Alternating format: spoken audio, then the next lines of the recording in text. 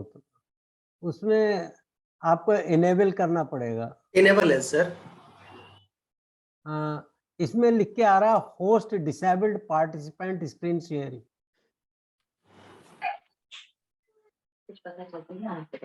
Sir करें आप? हाँ अब आ गया। ठीक है, ठीक है, थैंक यू। सबसे पहले तो मैं धन्यवाद देना चाहूँगा प्रोफेसर वर्मा जी को। वर्मा जी को मैं हमेशा अपने बड़े भाई के रूप में देखता हूँ, और वर्मा जी ने जब मुझसे कहा कि एक ऐसी रिसर्च मेथड्स पे वर्कशॉप होने जा रही है और उसमें वो चाहते हैं कि मैं कुछ नॉन एम्पिरिकल थ्योरेटिकल रिसर्च के बारे में बताऊं, तो मैंने एक प्रेजेंटेशन तैयार किया है। कुछ प्रश्न जो अभी उठाए जा रहे थे वो आप इंटरेक्शन सेशन में उठा सकते हैं, और जो अगर आप चाहते हैं तो मैं आपको अपनी पीपीटी भेज भी दूंगा। बाद में आप मुझे ईमेल कर देना 4AK शर्मा पे, 4 डिजिट का है और AK.sharma@gmail.com, तो मैं आपको पीपीटी भेज दूंगा। तो मेरा देखिए अभी सुबह के सेशन में तो बहुत ही ऊंची और दार्शनिक बातें हुई हैं। मेरा उद्देश्य तो बहुत ही सीमित है। मैंने जो ये प्रेजेंटेशन बनाया है तो ये सोच के बनाया है कि वर्मा जी उन लोगों की वर्कशॉप कर रहे हैं जो ज़्यादातर पीएचडी स्टूडेंट्स हैं, जो रिसर्च में एक्टिवली राइट नाउ जो इन्वॉल्व हैं और डिफरेंट यूनिवर्सिटीज से हैं इंडिया की। और इसीलिए मैंने पीपीटी को अपने इंग्लिश में बनाया, लेकिन मैं अधिकांशतः कोशिश करूंगा कि सरल हिंदी में, जो कॉलेज कैंपस की हिंदी होती है, उसी में आपके साथ बात कर सकूं। और रिसर्च तो कर रहे हैं। अब रिसर्च कितने प्रकार की होती है, और अगर आप, क्या ये संभव है कि बिना सर्वे या एक्सपेरिमेंटल रिसर्च के भी आप अपनी पीएचडी कर सकें या पेपर लिख सकें और किसी अच्छे प्रतिष्ठित देश और विदेश के जर्नल में छपा सकें? तो मेरे दिमाग में तो ये एक छोटी सी बात ये है। तो मैं किसी दार्शनिक प्रश्न में नहीं जाऊंगा, और अगर कोई जो बात आप पूछना, अभी जो प्रश्न उठाए गए हैं या और भी कुछ आप पूछना चाहें, तो मैं अपने प्रस्तुतिकरण के बाद भी आपके साथ रहूंगा। आप चाहे जब जितनी देर, 15 मिनट, 20 मिनट, आधा घंटा, आप पूछ सकते हैं, और मैं अपने विचार आपके साथ साझा करने के लिए तैयार हूँ।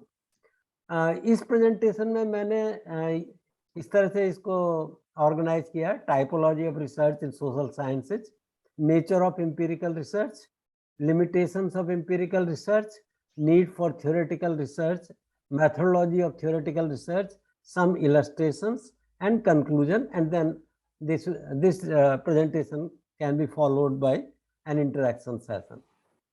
Friends, in my opinion, in social sciences, in reality, not in philosophy, in reality, you are doing 3 types of researches: either empirical or inductive, which can be exploratory, descriptive, or scientific, in which we test hypotheses. And this can be survey based or experimental.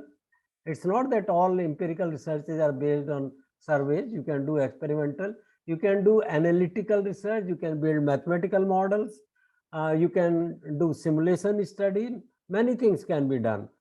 Then there are non-empirical. By non-empirical, I mean theoretical research, in which the aim is not to test a hypothesis, but to generate hypothesis, to develop a comprehensive theory of something. Okay, and then there is also a grounded theory. Grounded theory approach by Glaser and Strauss tried to combine the two, quantitative and qualitative, and we can talk about that also a little bit. Now friends, एक मैं सरल शब्दों में अगर बात करूं तो ये कहना चाहूंगा कि जो आपकी, जब आप एम्पिरिकल शब्द का प्रयोग करते हैं तो कहीं ना कहीं उसमें नंबर्स के आधार पर की जाने वाली रिसर्च की बात करते हैं। जब आप क्वालिटेटिव की बात करते हैं तो शब्दों के शब्दों के विश्लेषण के आधार पे की जाने वाली रिसर्च की बात करते हैं। और जब आप नॉन एम्पिरिकल की बात करते हैं तो वहाँ अंक और शब्दों के स्थान पर आपके पास विचार होते हैं, अवधारणाएं होती हैं, कंसेप्ट्स, फिलॉसफी, फ्रेमवर्क।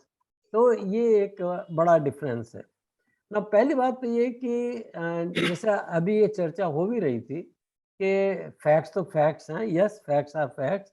और ये भी कहना पड़ेगा कि हमारे कॉलेजेज यूनिवर्सिटीज में एमफिल एमए एमफिल और पीएचडी कैंडिडेट्स में और यंग रिसर्चर ज़्यादातर लोग एम्पिरिकल रिसर्च ही करते हैं। उसका कारण भी है, उसका कारण ये है कि एम्पिरिकल रिसर्च में हम इजीली यंग रिसर्चर्स को ट्रेन कर सकते हैं गवर्नमेंट जॉब्स के लिए, डेवलपमेंट सेक्टर के जॉब्स के लिए।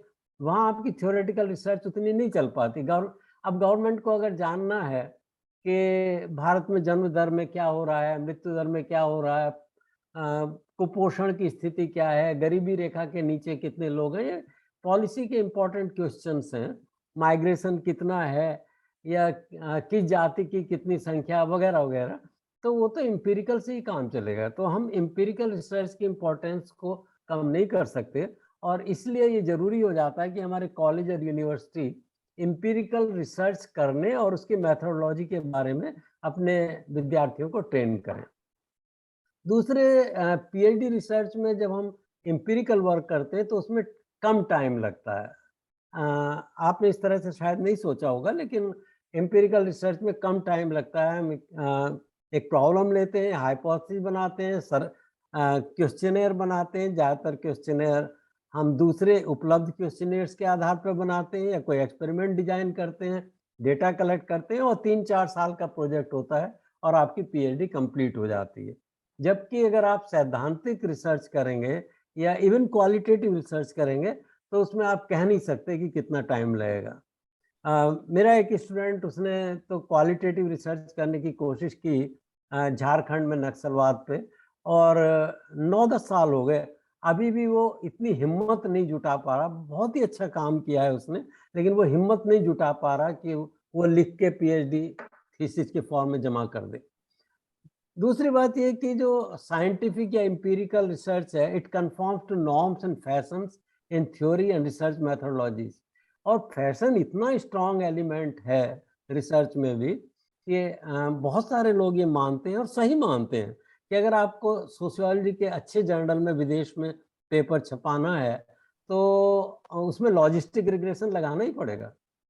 एक जमाना था जबकि सिंपल फ्रीक्वेंसी डिस्ट्रीब्यूशन से काम चल जाता था, फिर वो आगे बार चार्ट, ग्राफ, ये वो, mean, mode, median, correlation, chi square, फिर हुआ कि नहीं मल्टीपल रिग्रेशन।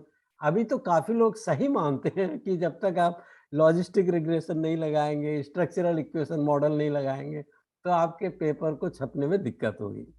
दूसरे क्वांटिटेटिव वर्क में टीम वर्क पॉसिबल होता है। एम्पिरिकल वर्क टीम में किया जा सकता है, सैद्धांतिक वर्क टीम में नहीं। वो उसमें आप प्रमुख कार्यकर्ता, प्रथम प्रमुख शोधकर्ता आप स्वयं होते हैं। और वो टीम में तो आप जो बड़ी रिसर्च है, एनएफएचएस की जैसे रिसर्च है, तो उसमें कुछ लोग, कुछ विद्वान मिलके क्वेश्चनेयर बनाते हैं, कुछ विद्वान मिलके सैंपल डिजाइन तय करते हैं, कुछ कंसेप्चुअल फ्रेमवर्क बनाते हैं, और डेटा कलेक्शन वाली टीम और होती है, डेटा एंट्री वाली टीम और है, एनालिसिस वाली और है, रिपोर्ट राइटिंग की टीम और है। तो टीम वर्क की जरूरत पड़ती है और वो पॉसिबल होता है। Then empirical work is supported by the scientific paradigm. तो वो सब लोग जो ये मानते हैं कि हम रिसर्च माने साइंस कर रहे हैं, तो उनके लिए नेचुरली एम्पिरिकल वर्क करना एक आकर्षक बात होती है। और empirical is seen as objective while theoretical research requires a critical paradigm and the findings depend on your theoretical lenses. Theoretical researchers leave no claim over generalizability. Theoretical research साफ साफ कहता है कि मैं इस पैराडाइम में काम कर रहा हूँ। जैसे अभी मॉर्निंग सेशन में बात हो रही थी, नेशनलिस्टिक पैराडाइम, इंडोजिनस पैराडाइम, तो उसको कहना पड़ता ही है कि मेरा ये पैराडाइम है। उसमें मैं, या फैमिलिस्ट पैराडाइम या मार्क्सिस्ट पैराडाइम, तो उसकी बात आती है। जब हम एम्पिरिकल की बात करते हैं तो इस ये मैंने स्लाइड इसलिए बनाई कि इससे आपको एम्पिरिकल की स्ट्रेंथ भी पता लगे और उसकी वीकनेस भी पता लगे। तो एम्पिरिकल रिसर्च का अंतिम उद्देश्य ये होता है कि हम कुछ वेरिएबल्स लेते हैं, उनको मेजर करते हैं और उन वेरिएबल्स के अंतर संबंधों को सांख्यिकीय माध्यम से तलाश करने की कोशिश करते हैं। तो जैसे यहाँ पे मैंने कुछ वेरिएबल्स दिखाए हैं, मेजरमेंट 1 2 3 4 5 6, और एक ऐसा कंसेप्चुअल फ्रेमवर्क भी बनाया है कि कौन सा वेरिएबल किसको प्रभावित करता है, किस दिशा में संबंध है, और उनके कोरिलेशन कोफिशिएंट्स वहाँ तीर के निशान के आगे लिख दिए। तो अल्टीमेट पर्पस हमारा ये होता है कि भाई जो भी स्टडी वेरिएबल है, डिपेंडेंट वेरिएबल उसको हम कह सकते हैं, मेजरमेंट 6 इस डायग्राम में डिपेंडेंट वेरिएबल है, वो किन किन वेरिएबल से प्रभावित होता है और उन वेरिएबल्स में क्या अंतर संबंध है, इसकी हम संख्यात्मक स्टडी करते हैं। तो जो एम्पिरिकल स्टडी है उसमें कंसेप्ट तो हैं, प्रोपोजिशंस तो हैं, लेकिन प्रोपोजिशन सेकेंडरी हो जाते हैं। प्रोपोजिशंस की बजाय हम फिर ऑपरेशनल एस्पेक्ट्स में वेरिएबल्स के आ जाते हैं, उनको मेजर करते हैं, उनके आधार पर रिलेशनशिप डिफाइन करते हैं और फिर वापस हाइपोथेसिस के बारे में जाके अपने विचार रखते हैं कि हाइपोथेसिस हमारे सही थे या गलत थे। तो ये मैंने एक पाथ एनालिसिस का एक डायग्राम बना के दिखाने की कोशिश की कि एम्पिरिकल रिसर्च की नेचर ऐसी होती है। या और एडवांस करेंगे तो कई बार हम ये भी कहते हैं कि कुछ ऐसे भी कंस्ट्रक्ट्स या कंसेप्ट हो सकते हैं जिनको आसानी से ऑपरेशनलाइज नहीं किया जा सकता या जिनको हमने अपनी स्टडी में इंक्लूड नहीं किया। तो जो हमने जिन वेरिएबल्स मेजरमेंट्स को अपनी स्टडी में इंक्लूड किया है, उन्हीं के आधार पर, उन्हीं के एनालिसिस के आधार पे हम ऐसे काल्पनिक कंस्ट्रक्ट्स भी तलाश करते हैं और फिर वेरिएबल्स और उन कंस्ट्रक्ट्स, लेटेंट वेरिएबल्स जिनको कह सकते हैं, छुपे हुए वेरिएबल जिनके ऊपर हमने सीधे-सीधे मेजरमेंट नहीं लिया है, उनके अंतर संबंधों की स्टडी, ये अल्टीमेट है। सबसे अंत में फिर ये फैक्टर एनालिसिस या और उसके ऊपर जाएँ तो स्ट्रक्चरल इक्वेशन मॉडल, ये है नेचर एम्पिरिकल रिसर्च की। अब इसकी लिमिटेशंस भी हैं। ये बहुत ज़रूरी है, एम्पिरिकल रिसर्च बहुत ज़रूरी है, ख़ासतौर से पॉलिसी मेकिंग के लिए, हाइपोथेसिस टेस्टिंग के लिए, कॉज़ैलिटी के एनालिसिस के लिए, और ये बहुत ज़रूरी रिसर्च है। तो आइदर और की बात नहीं है। मैं ये नहीं कह रहा इस प्रेजेंटेशन में कि आइदर एम्पिरिकल और थ्योरेटिकल। मैं ये कहना चाह रहा हूँ कि हर एक प्रकार की रिसर्च इम्पोर्टेंट है और आप अपने स्वभाव, अपनी जानकारी, अपनी बैकग्राउंड, उनके और इस सब के हिसाब से तय कर सकते हैं कि आप क्या रिसर्च करें। अब एम्पिरिकल रिसर्च की सीमाएँ क्या हैं? इसकी सबसे बड़ी सीमा तो ये है कि संदर्भ को इग्नोर करना। तो जब आप ये कहते हैं कि ये मेरे 2 वेरिएबल्स हैं, जैसे स्ट्रेस और प्रोडक्टिविटी का आप बात कर रहे हैं साइकोलॉजी में, तो आप कहते हैं स्ट्रेस और प्रोडक्टिविटी में ये रिलेशनशिप है। लेकिन आप ये कॉन्टेक्स्ट भूल जाते हैं कि कहाँ की बात कर रहे हैं। छोटी कंपनी की, बड़ी कंपनी की, नई कंपनी की, पुरानी कंपनी की, भारतीय कंपनी की, अफ्रीकन कंपनी की। कई बार जो संबंध होते हैं वेरिएबल्स या मेजरमेंट्स के, वो कॉन्टेक्स्ट पे डिपेंड करते हैं और एम्पिरिकल रिसर्च उसको प्राय इग्नोर कर जाती है, ये उसकी लिमिटेशन है। दूसरे जो एम्पिरिकल रिसर्च है वो उसकी फाइंडिंग्स बहुत सारी चीज़ों पर डिपेंड करती हैं, सैम्पलिंग डिज़ाइन पर डिपेंड करती हैं। आपका सैम्पलिंग डिज़ाइन चेंज हो गया तो आपकी फाइंडिंग्स भी चेंज हो जाएंगी। आप पर्पजिव सैम्पलिंग यूज कर रहे हैं या प्रोबेबिलिटी सैम्पलिंग यूज कर रहे हैं या मल्टी स्टेज कर रहे हैं या स्ट्रेटिफाइड कर रहे हैं, ये सब इंपॉर्टेंट बातें हैं। इसी तरह नॉन सैम्पलिंग एरर, किसी ज़माने में हम लोग सिर्फ सैम्पलिंग की बात करते थे। अभी एनएफएचएस 5 ने पहली बार और भारत सरकार ने नॉन सैम्पलिंग एरर्स के बारे में बात करनी शुरू कर दी है और ऐसा माना जाता है कि डेटा की क्वालिटी को इम्प्रूव करने के लिए नॉन सैम्पलिंग एरर्स को देखना बहुत ज़रूरी है। तो वो है। फिर एनालिटिकल टूल्स आप कौन से यूज, कई बार आप ये देखेंगे कि अगर टी टेस्ट लगाते हैं तो एक रिजल्ट आ रहा है, एफ रेशियो लगा रहे हैं तो दूसरा रिजल्ट आ रहा है, मल्टीपल रिग्रेशन लगा रहे हैं तो एक रिजल्ट आ रहा, फैक्टर एनालिसिस लगा रहे हैं तो कोई दूसरा आ रहा। तो ये एम्पिरिकल रिसर्च की प्रॉब्लम्स हो जाती हैं। और ये एम्पिरिकल रिसर्च साइंटिफिक मेथोडोलॉजी पे डिपेंड करती है, लेकिन साइंटिफिक मेथोडोलॉजी कोई एक ऐसी मेथोडोलॉजी नहीं है कि जो हर परिस्थिति में, हर समस्या के बारे में सही ज्ञान उपलब्ध कराने में सहायक हो ही सकती है। तो साइंटिफिक कम्युनिटी में भी फैशन होते हैं, जैसे हमारे समाज में फैशन होते हैं, ऐसी साइंटिफिक कम्युनिटी में भी फैशन होते हैं।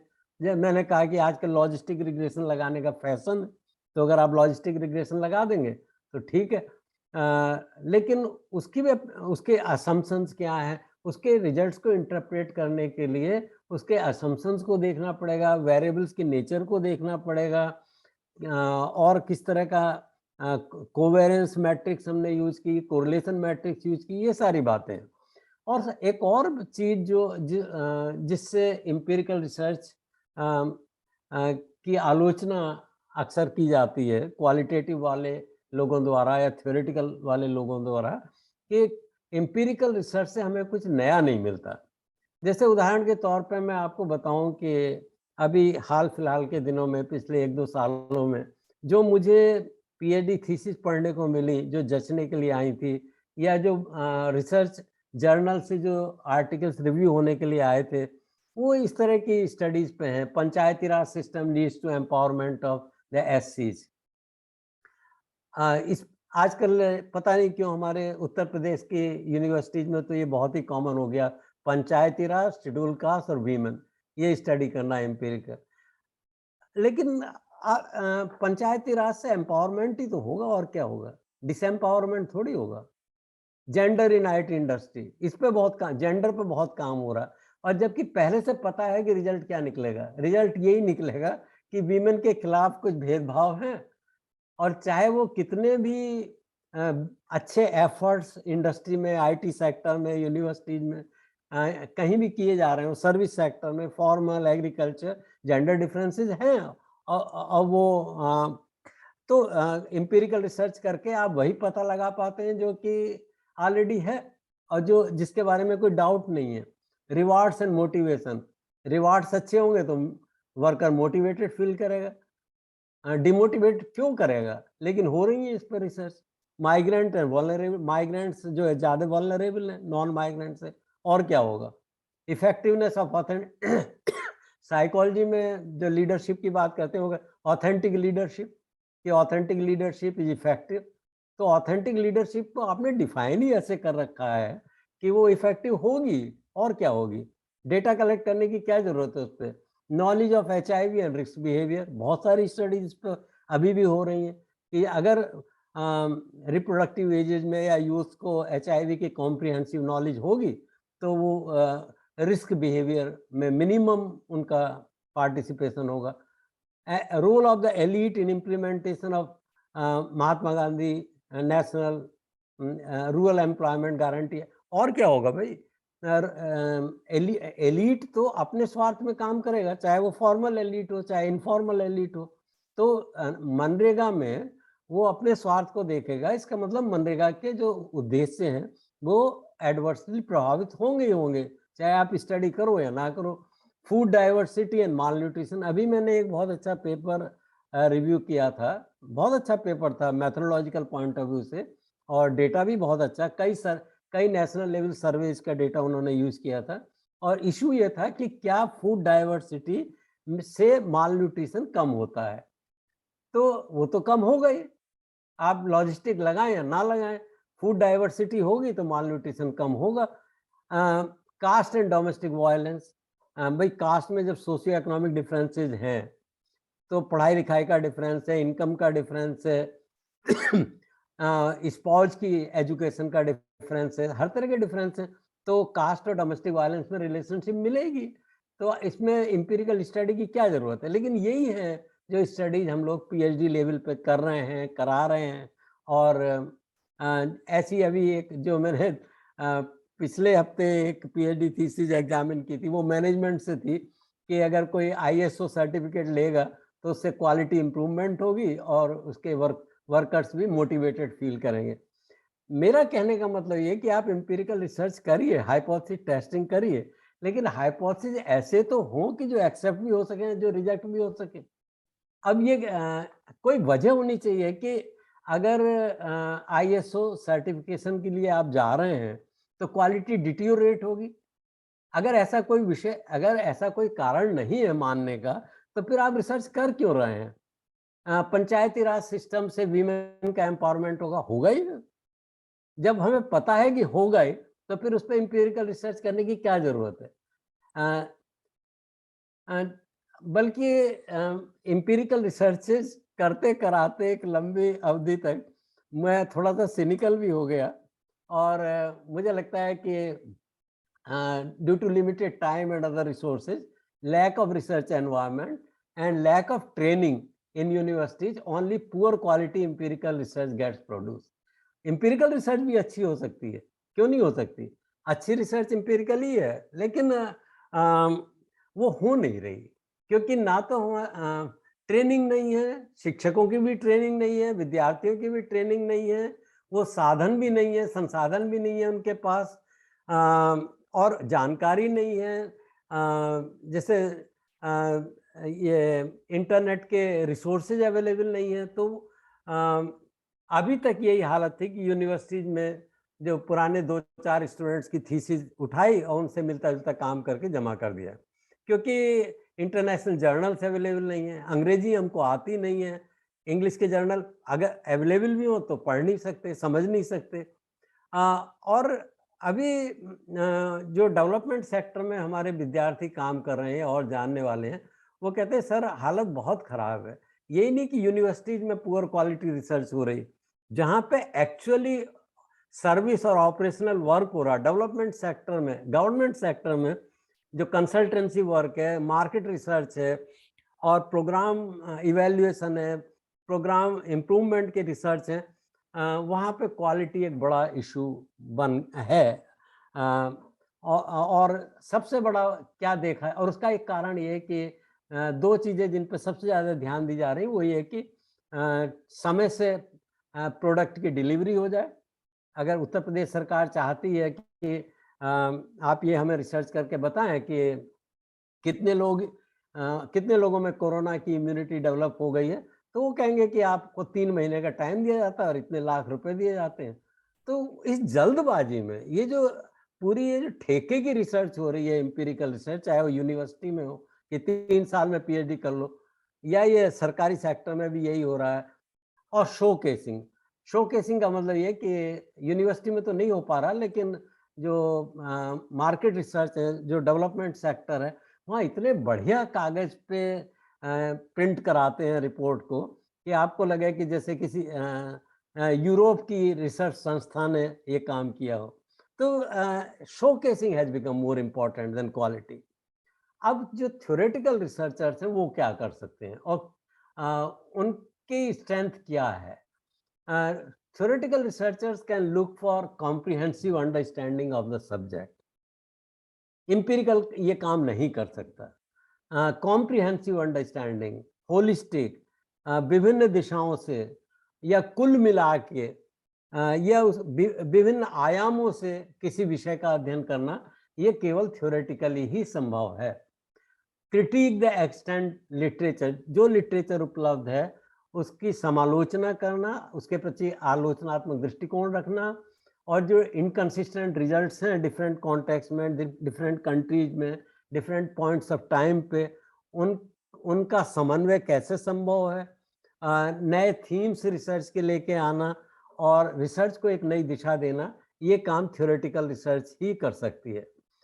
अब अगर आप ये देखना चाहें कि थ्योरेटिकल रिसर्च होती होती कैसे है या होती भी या नहीं, तो सोशियोलॉजी में, पॉलिटिकल साइंस में, साइकोलॉजी में, इकोनॉमिक्स में हमारे पीएचडी स्टूडेंट्स के लिए सोचना कठिन हो जाता है कि थ्योरेटिकल रिसर्च कैसे होती होगी।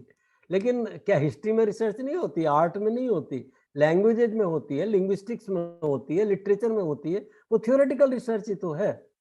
तो आप उससे सीखिए। अगर आप थ्योरेटिकल रिसर्च करना चाहते हैं, तो आपको history, art, languages, linguistics, literature इनकी रिसर्च से कुछ सीखना पड़ेगा। कुछ थ्योरेटिकल रिसर्च के बारे में हमारे विद्यार्थियों में मिथ्स हैं।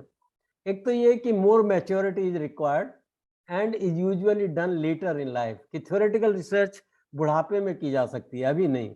अभी पीएचडी के लिए तो हमें एम्पिरिकली करनी पड़ेगी। दूसरा ये कि थ्योरेटिकल रिसर्च पीएचडी के लिए नहीं की जा सकती।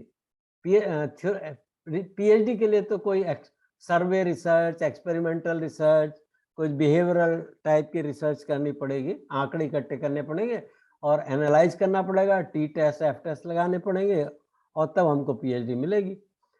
एक ऐसी भी धारणा लोगों में है कि अगर हम थ्योरेटिकल रिसर्च करेंगे तो हमें नौकरी नहीं मिलेगी। एक ऐसा भी कारण है कि थ्योरेटिकल रिसर्च में गाइड करने वाले फैकल्टी मेंबर्स नहीं हैं। ये बात सही है, थ्योरेटिकल रिसर्च में गाइड करने वाले फैकल्टी मेंबर्स नहीं हैं, क्योंकि जो फैकल्टी मेंबर्स गाइड कर रहे हैं, उन्होंने खुद ही एम्पिरिकल रिसर्च की हुई है, जो कुछ किया है और जो कुछ पेपर लिखे हैं, बुक्स लिखी हैं, वो खुद ही एम्पिरिकल रिसर्च के आधार पे की हैं। और also more library and internet resources, उस इसमें तो कोई शक नहीं कि अगर आपको थ्योरेटिकल काम करना तो आपको पढ़ना बहुत पड़ेगा और उसके लिए आपको बहुत सारे साहित्य की ज़रूरत है। तो ये जो पॉइंट है कि मोर लाइब्रेरी, अब अगर किसी यूनिवर्सिटी में जेस्टोर, एब्सको, ये सारी फैसिलिटीज उपलब्ध नहीं है, अगर वो वर्ड साहित्य से परिचित ही नहीं है, तो कैसे थ्योरेटिकल काम कर सकता है? तो ये भी एक समस्या है, लेकिन ये मिथ है, आप कर सकते हैं। We need someone to tell the theoretical और non empirical work is important, useful and can be tried. हमें ज़रूरत है कि हम अपने विद्यार्थियों से, नए शोधकर्ताओं से ये समझाएं, उनसे कहें कि थ्योरेटिकल वर्क इम्पॉर्टेंट वर्क है, उपयोगी वर्क है और वो भी इसको कर सकते हैं, इसको ट्राई कर सकते हैं। Can't you learn interesting facts about changes in gender through desk work? Gender के बारे में जितना अच्छा आप सर्वे करके जान सकते हैं, उतना ही डेस्क वर्क के माध्यम से भी जान सकते हैं। मैं तो कहता हूं कि सोशियोलॉजी और लिटरेचर को भी साथ आने की जरूरत है।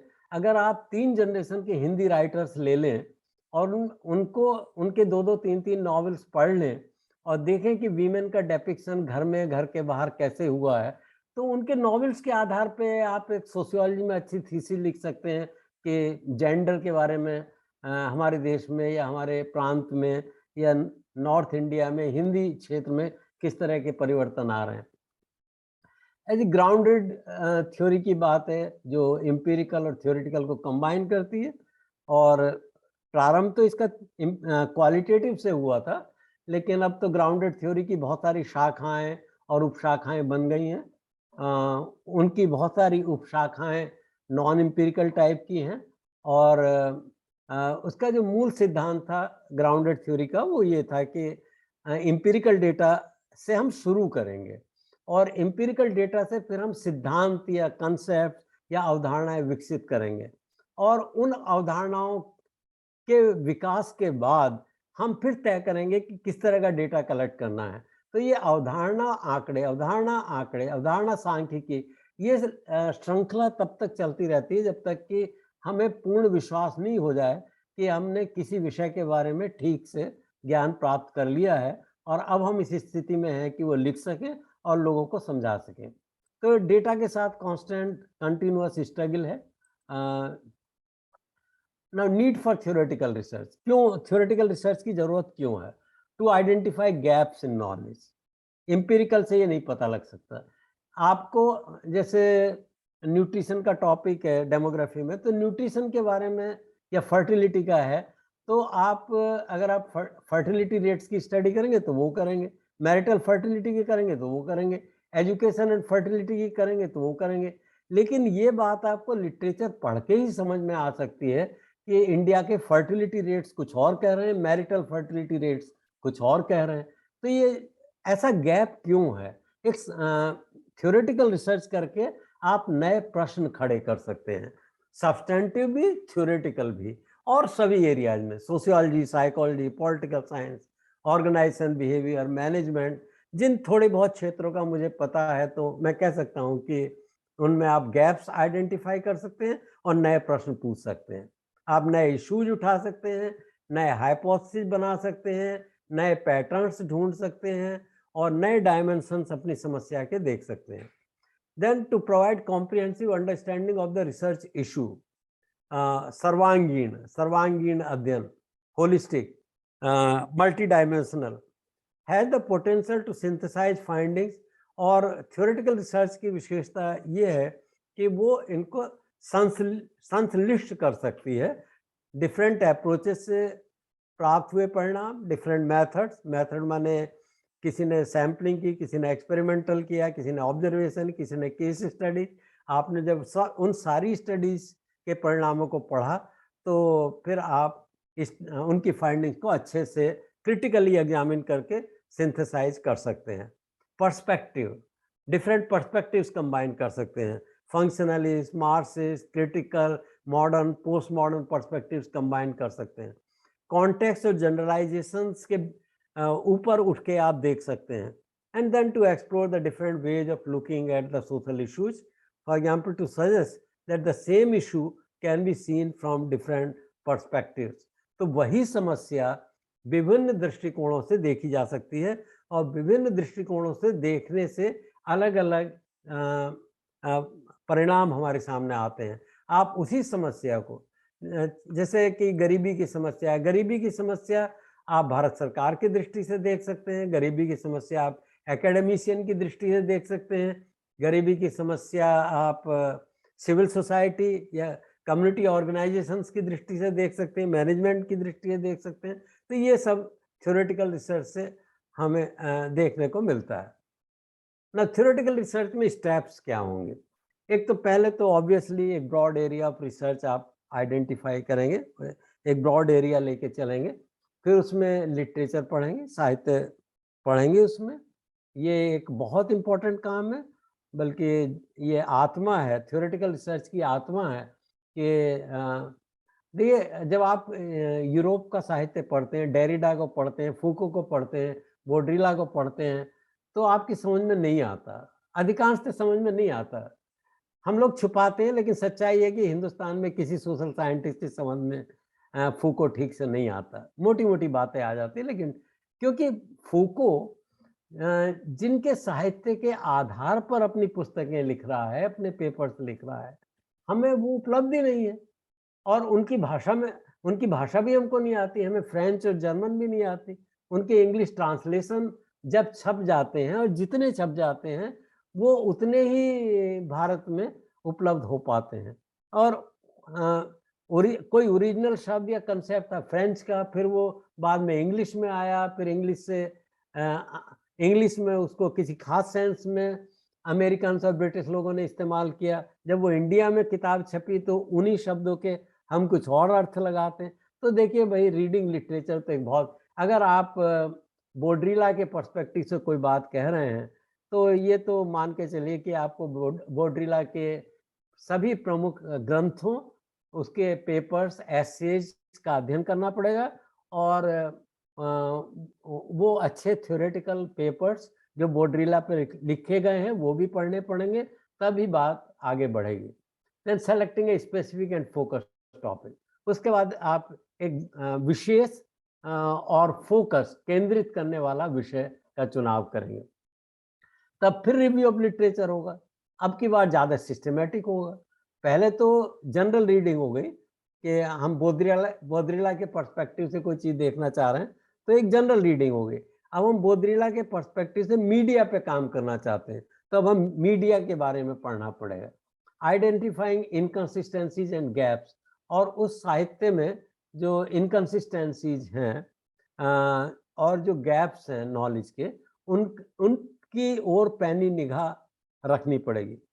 देन प्रपोज ए थ्योरी और कंसेप्ट, और उसके बाद आपके दिमाग में पढ़ते पढ़ते सोचते सोचते, और ये रात दिन का काम होता है, ये खाली ऑफिस आवर्स का ही काम नहीं। सपनों में जब आपको समझिए कि आपको अपनी समस्या के बारे में सपने में भी दिखाई देने लगा कि क्या सॉल्यूशन हो सकता है, तब आप ओरिजिनल कंट्रीब्यूशन और अच्छा थ्योरेटिकल कंट्रीब्यूशन कर सकते हैं।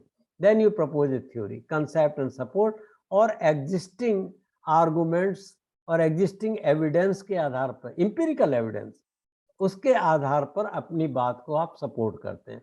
मुझे यहाँ पे ये स्लाइड बनाते समय ध्यान आ रहा था कि ड्यूमो, एक तो सोशियोलॉजी का ड्यूमो है, उसकी बात नहीं कर रहा मैं, एक और ड्यूमो था, एक फ्रेंच विद्वान, उसने सोशल कैपिलैरिटी की थ्योरी दी थी। उसने कहा कि जैसे कैपिलैरिटी थ्योरी अगर पतली होगी तो उसमें लिक्विड की हाइट ज़्यादा होगी, इसी तरह से अगर बच्चे कम होंगे तो परिवार की और समाज की अधिक तरक्की होगी। अब ये एक ऐसा पेपर है, आज भी लोग इसको रेफर करते हैं, जो एम्पिरिकल काम करते हैं वो भी रेफर करते हैं कि ड्यूमर्स थ्योरी ऑफ सोशल कैपिलैरिटी किसी ना किसी रूप। अब उसके पेपर, अगर आप उसका पेपर पढ़ें ओरिजिनल, जो पॉपुलेशन एंड डेवलपमेंट रिव्यू के अर्ली इश्यूज में छपा था, उसमें इसने कोई भी एम्पिरिकल स्टडी नहीं की। अपने जमाने के उपलब्ध आंकड़े, सिद्धांत और कमेंट्रीज और उसकी अपनी ऑब्जर्वेशंस, अपने विचार और जन्म दर के बारे में समझ और सामाजिक आर्थिक गतिकी के बारे में समझ, उस सब को मिला के उसने ये पेपर लिखा, जो आज भी हमारी रिसर्च में इस्तेमाल होता है। Data analysis, the two go together in theoretical research, data analysis the two go together. तो थ्योरेटिकल रिसर्च का मतलब ये नहीं है कि आप जहां भी आंकड़े हैं उनसे कोई घृणा करें। आंकड़ों से घृणा करने वाला अच्छा सैद्धांतिक कार्य नहीं कर सकता। अगर आपको ये बात अटपटी लग रही हो तो मैं कहूँगा कि जो सबसे ज़्यादा प्रचलित सिद्धांतकार है हमारे सोशल साइंस में, कार्ल मार्क्स को ले लें। उसकी कैपिटल 3 वॉल्यूम्स में जो प्रोग्रेस पब्लिकेशन से किताब छपी, तो उसके हर चैप्टर आंकड़ों से भरे हुए हैं। अब मार्क्स को आप ये नहीं कह सकते कि मार्क्स ने कोई एम्पिरिकल स्टडी की, मार्क्स ने कोई एम्पिरिकल स्टडी नहीं की, लेकिन उसने पब्लिश्ड एम्पिरिकल डेटा, आंकड़े सरकार से, दूसरी संस्थाओं से, एकेडमिशियन से, उनसे जो आंकड़े थे उनको लिया और उन पे अपने अपने थ्योरेटिकल फ्रेमवर्क में उन पे कमेंट किया, या उन आंकड़ों को अपने थ्योरेटिकल फ्रेमवर्क को सपोर्ट करने में उनका इस्तेमाल किया। और फिर आप अपनी फाइंडिंग्स को पेपर्स के माध्यम से, बुक्स के माध्यम से या अपनी पीएचडी थीसिस के माध्यम से कम्युनिकेट करते हैं। फ्रेंड्स, जब हम थ्योरेटिकल काम करते हैं तो उसमें मेथोडोलॉजी कई तरह की हो सकती है, हिस्टोरिकल भी हो सकती है। जैसे जिन लोगों ने डेमोग्राफिक ट्रांजिशन थ्योरी दी, कई लोगों ने दी, कई लोगों के डेडली कर्क और कई लोगों के नाम उसमें नोटिस्टीन वगैरह वगैरह के नाम आते हैं। उन्होंने हिस्टोरिकल मेथड यूज किया और यूरोप के और दूसरे देशों के और अमेरिका के जो ऐतिहासिक रूप से जन्म दर, मृत्यु दर में कैसे कैसे परिवर्तन हुए, उनको समझते हुए उन्होंने एक सिद्धांत दिया डेमोग्राफिक ट्रांजिशन थ्योरी का, तो वो हिस्टोरिकल सिद्धांत हो गया। और कहा कि आने वाले टाइम में लेस डेवलप्ड कंट्रीज में भी कुछ इस तरह की बात होगी। एक मुझे पेपर ध्यान आ रहा कि ये वीमेन स्टेटस एंड फर्टिलिटी पे काम हो चुका था पहले ही, कोई नई बात नहीं है। नया बात यह है कि एक सैद्धांतिक पेपर, सैद्धांतिक पेपर एक ये भी पॉपुलेशन एंड डेवलपमेंट रिव्यू में छपा था कुछ दिनों पहले। तो उसने कहा कि ऐसा क्या है कि विंध्याचल पर्वत के एक तरफ हम चले जाएं, साउथ इंडिया में, तो सभी स्टेट्स में फर्टिलिटी कम है, और नॉर्थ की तरफ आ जाएं तो फर्टिलिटी अधिक है। तो उसने यहाँ के उससे उसका दिमाग फिर पैट्रियार्की, किनशिप, वीमेन्स स्टेटस, ऐसी ऐसी बातों पे गया और उसने एक थ्योरेटिकल पेपर लिखा। कोई एम्पिरिकल वर्क नहीं किया, थ्योरेटिकल पेपर। और ऐसे थ्योरेटिकल पेपर अपने क्षेत्र में बहुत महत्वपूर्ण भूमिका निभाते हैं। साइकोलॉजी में अगर हम चले जाएं, साइको एनालिसिस में, तो एरिक्सन की जो पुस्तक है, जो एक अमर पुस्तक हो गई, उसने गांधी जी के ऊपर, गांधी और फ्रायड की सिमिलैरिटी को देखते हुए उसने गांधी जी का साइको एनालिसिस किया, और कैसे गांधी जी का जो अहिंसा के प्रति जो मिलिटेंट कमिटमेंट था, उसको लेके उसने फ्रायड की साइको एनालिटिकल मेथोडोलॉजी लगा के जो किताब लिखी। कोई एम्पिरिकल डेटा नहीं कलेक्ट किया उसने। जो गांधी जी के आंदोलनों के बारे में, अहमदाबाद आंदोलन हो, दूसरे आंदोलन हो, गांधी जी के आंदोलनों के बारे में जो सबको पता था, उन्हीं चीजों के सहारे उसने गांधी जी के ऊपर ये साइको एनालिटिकल टेक्निक लगा के ये पुस्तक लिखी, और बहुत ही इंपॉर्टेंट वर्क हो गया है। ऐसी जिसने ओवर अर्बनाइजेशन की थीसिस दी लेस डेवलप्ड कंट्रीज में, उसने भी कोई सर्वे या एक्सपेरिमेंटल वर्क नहीं किया। उसने एग्जिस्टिंग डेटा लेके अर्बनाइजेशन पे और एग्जिस्टिंग थ्योरीज लेके उनके ऊपर उसने कमेंट करते हुए ये एक नया सिद्धांत दे दिया कि हम देखें कि जो लेस डेवलप्ड कंट्रीज हैं वो ओवर अर्बनाइज्ड हैं, क्योंकि जब उनका इंडस्ट्रियलाइजेशन का लेवल, जो डेवलप्ड कंट्रीज के इंडस्ट्रियलाइजेशन का लेवल जब उतना था जितना आज के लेस डेवलप्ड कंट्रीज का, तो वो कहीं कम अर्बनाइज थे। तो जो लेस डेवलप्ड कंट्रीज है वो इंडस्ट्रियलाइज कम है और अर्बनाइज ज़्यादा है, अर्बन जनसंख्या ज़्यादा है, जिससे कि वहाँ पे स्लम्स और दूसरी प्रॉब्लम्स अर्बन एरियाज में क्राइम, अनार्की, अनोमी, ये सब पैदा हो रहे हैं। थ्योरेटिकल वर्क, बहुत अच्छे अच्छे थ्योरेटिकल वर्क हुए हैं, आप भी कर सकते हैं। अब उसमें कुछ मेथोडोलॉजिकल इश्यूज ये आते हैं। एक तो पर्सपेक्टिव, आप थ्योरेटिकल जब वर्क करते हैं तो वो भी सर्वमान्य हो, ये जरूरी नहीं है। लोग पूछेंगे आपसे कि आप किस तरह से ये चीज को देख रहे हैं। You can apply liberal perspective, you can apply critical perspective, you can apply feminist perspective, post modernistic perspective और इंक्लूसिव पर्सपेक्टिव सबको मिला के। सैम्पलिंग का इशू थ्योरेटिकल वर्क में भी आएगा, क्योंकि जब आप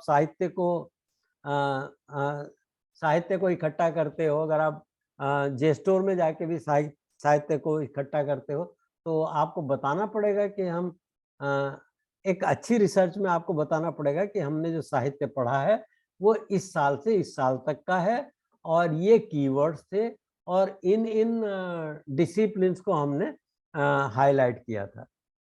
फिर थीम्स, क्या थीम आप लेते हैं। एक ही विषय में 1000 थीम्स हो सकते हैं, हर एक पे तो आप रिसर्च नहीं कर सकते। फिर आप थ्योरीज, किन थ्योरीज को आप चुन रहे हैं वो आपके पर्सपेक्टिव से रिलेटेड होगा। लेकिन एक बार आपने चुन लिया कि फेमिनिस्ट पर्सपेक्टिव से काम कर रहे हैं, तो फेमिनिज्म में आज 1000 थ्योरीज हैं, तो आपको ये भी बताना पड़ेगा कौन से 2, 3, 4 मेजर थ्योरीज हैं जो आप कंसिडर कर रहे हैं। फिर आपके इंडिकेटर्स क्या हैं चीज़ों को देखने के, आपके लिटरेचर का सोर्स क्या है, और इसमें कंप्यूटर पैकेजेस सच है डेटा नेटवर्क एनालिसिस, डीएनए, ये काफ़ी कंटेंट एनालिसिस करने में, लिटरेचर जुटाने में आपकी काफ़ी मदद कर सकता है। Zotero and other tools to collect, organise, annotate, cite and share research, ये अगर आपके पास हो, जोटेरो तो फ्रीली अवेलेबल है, और डीएनए के लिए ये आपकी यूनिवर्सिटी खरीद सकती है, तो ये एनालिटिकल टूल्स आप लगा सकते हैं। Theoretical research has a greater impact. Verma ji ने भी कहीं ये बात कही थी कि जब अपने इंट्रोडक्टरी रिमार्क में, कि थ्योरेटिकल रिसर्च बहुत महत्वपूर्ण होती हैं, it has a lasting contribution, it includes Meta analysis, analysis of analysis, analysis of empirical analysis, analysis of non-empirical analysis or theoretical works, then systematic review of theoretical and empirical works done by others, and published and unpublished secondary data। दोनों आप ऐसी भी researches अपने work में शामिल कर सकते हैं कि जो किसी स्कॉलर ने या किसी पीएचडी स्टूडेंट ने अपनी यूनिवर्सिटी कॉलेज में अपने लेवल पे कलेक्ट किया हो। आप एनएफएसएस को भी ले सकते हैं, आप लासी को भी ले सकते हैं, आप इंडिया ह्यूमन डेवलपमेंट सर्वे को भी ले सकते हैं, आप और ब्रिटिश सर्वेज को भी इंक्लूड कर सकते हैं। तो आप फिर इन एम्पिरिकल स्टडीज, देखिए जब हम अर्बनाइजेशन की बात करें, एम्पिरिकल स्टडीज हो रही हैं, आज भी हो रही हैं, ज़्यादातर एम्पिरिकली हो रही हैं, लेकिन सारी एम्पिरिकल स्टडीज लुइस वर्थ के urbanism as a way of life को जरूर रेफर करती हैं। ऐसी क्या बात है, ऐसी क्या थ्योरेटिकल बात उसने कह दी, ऐसी क्या डेफिनेशनल कंसेप्चुअल थ्योरेटिकल बात उसने कह दी, और क्या उसने अर्बनाइजेशन के बारे में समझ विकसित की। कोई डेटा नहीं कलेक्ट किया, कोई सर्वे नहीं किया, कोई एक्सपेरिमेंट नहीं किया, कोई सिमुलेशन नहीं किया, कोई मैथमेटिकल मॉडल नहीं लगाया, और उसका पेपर आज भी रेफर किया जाता है। 100 साल हो गए, लेकिन आज भी अगर आप अर्बनाइजेशन के बारे में काम करते हैं, मैं देखता हूँ कि सिलेक्शन कमेटीज में भी अगर किसी ने कहा कि उसने अर्बनाइजेशन पे काम किया है, तो उससे पूछा जाता है कि वर्थ के अपने पेपर में क्या है, और अर्बनाइजेशन और अर्बनिज्म किस तरह से अलग है। इसी तरह से माइग्रेशन की स्टडी में राइवस्टीन के रूल, आज भी लॉज ऑफ माइग्रेशन, जो और वो छपे थे the journal of statistical society of London. हम लोग सोचते हैं कि स्टैटिस्टिकल मैथमेटिकल माने सब आंकड़े ही आंकड़े होते हैं वहाँ, लेकिन जो राइवस्टीन ने लॉज डेवलप किए वो आज भी वैलिड है काफ़ी उनमें से, और उनकी बातें हम करते हैं, उन पे आंकड़े इकट्ठे करते हैं। पीएचडी स्टूडेंट्स काम करते हैं उन्हीं उन्हीं लॉज को लेके। PhD students empirical data collect करते हैं कि क्या वो लॉज यूपी में लगेंगे, क्या वो लॉज रूरल अर्बन माइग्रेशन में लगेंगे, क्या वो लॉज इंटर रीजनल या इंटर स्टेट माइग्रेशन में लगेंगे, इंटरनेशनल माइग्रेशन में लगेंगे। आज भी ऐसी इंपिरिकल स्टडीज हो रही, तो कुछ तो आकर्षण है थ्योरेटिकल काम का। माल्थस का नाम कौन नहीं जानता, आप लोगों में सभी माल्थस का नाम जानते हैं। माल्थस ने कोई सर्वे नहीं किया, माल्थस ने का पूरी किताब उसकी थ्योरेटिकल है। मैक्स वेबर की किताबें थ्योरेटिकल है।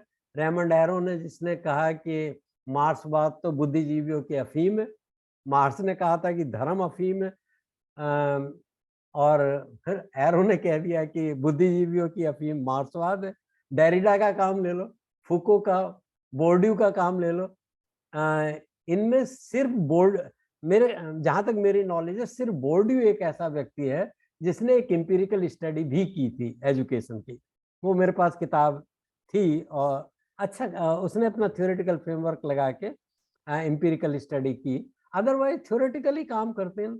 इन पॉलिटिकल साइंस इवोल्यूशनरी इंस्टीट्यूशनलिज्म या का कंट्रीब्यूशन हो, या कम्युनल क्रिटिक ऑफ लिबरलिज्म का कंट्रीब्यूशन हो, ये सब थ्योरेटिकल रिसर्चेज हैं और हम लोग इनको रेफर करते हैं जब एम्पिरिकल काम करते हैं। तो इन रजनी कोठारी के जो वॉल्यूम्स हैं, कई किताबें हैं उसकी, जो डेवलपमेंट पे हैं, कास्ट पे हैं, क्लास पे हैं, रीजन पे हैं, तो उसने कोई सर्वे नहीं किया। एग्जिस्टिंग सर्वेज की फाइंडिंग्स लेके, एग्जिस्टिंग डेटा, एग्जिस्टिंग थ्योरीज को लेके, एग्जिस्टिंग फ्रेमवर्क्स को लेके, और उसने काम किया। अब मैं कुछ उदाहरण देना चाहता हूँ, देखता हूँ कि कितना टाइम रह जाता। जैसे थ्योरेटिकल से क्या निकलता है इसके, और किस जैसे अभी मैं कुछ दिन पहले कहीं पे मैनेजमेंट पे लेक्चर देने गया था, इसीलिए मुझे ये रेफरेंस रेडिली याद है, इसलिए मैंने स्लाइड में रख दिया। Post modernism and organizational research, ये एक आर्टिकल है जो मैनेजमेंट रिव्यू में छपा था 1997 में, और एक तरह से हम कह सकते हैं कि ये क्लासिक आर्टिकल हो गया जो ये बताता कि ऑर्गेनाइजेशन थ्योरी या मैनेजमेंट रिसर्च में पोस्ट मॉडर्न पर्सपेक्टिव क्या होगा। इसके अलावा कोई और देखना चाहे तो taking science out of organization science, how would post modernism reconstruct the analysis of organization, ये देख सकते हैं, जो ऑर्गेनाइजेशन साइंस में 2000 में आर्टिकल छपा था। This article means the first article I mentioned, this postmodernism and organizational research, बहुत इंटरेस्टिंग आर्टिकल है। और